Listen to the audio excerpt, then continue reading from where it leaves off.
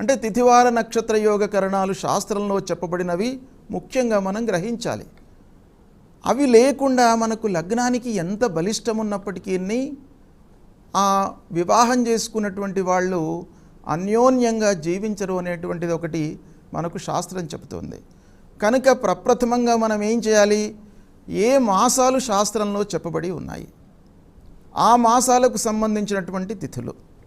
మనకు ఉదాహరణకి ఉత్తరాయణము శ్రేష్టప్రదమైనటువంటిది, ఉత్తమమైనటువంటిది అనేటువంటిది శాస్త్రం చెబుతుంది.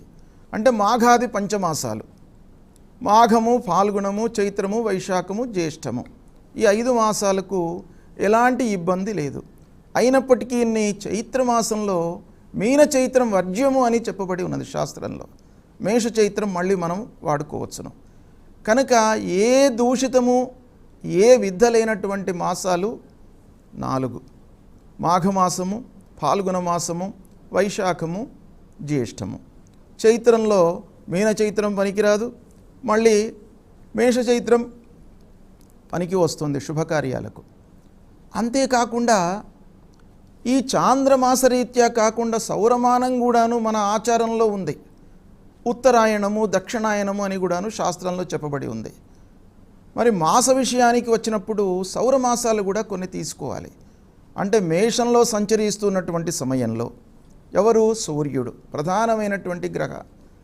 తర్వాత వృషభంలో సంచరిస్తున్నటువంటి సమయంలో, మిథునంలో సంచరిస్తున్నటువంటి సమయంలో, తర్వాత వృశ్చికము, ధనుస్సు, మకరము, ఇలా ఈ రాసులలో సంచరిస్తున్న సమయంలో వివాహాది శుభకార్యాలు చేయవచ్చును.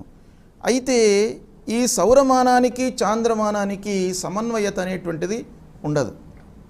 ఇప్పుడు మీనరాశిలో చంద్రుడు, మీనరాశిలో సూర్యుడు సంచరిస్తున్నటువంటి సమయంలో చైత్రమాసము ఉండవచ్చును.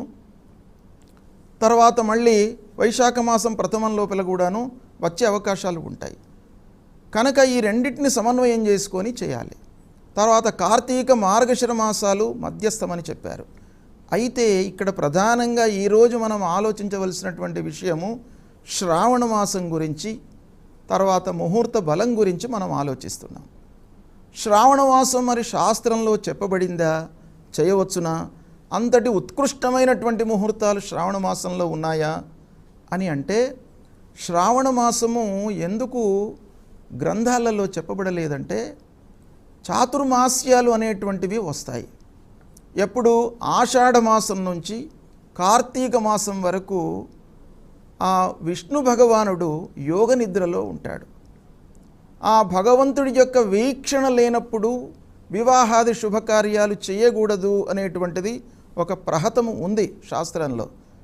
అయితే మళ్ళీ ఆషాఢ మాసంలో మిథునాషాఢం కూడాను శాస్త్రంలో చెప్పబడి ఉంది.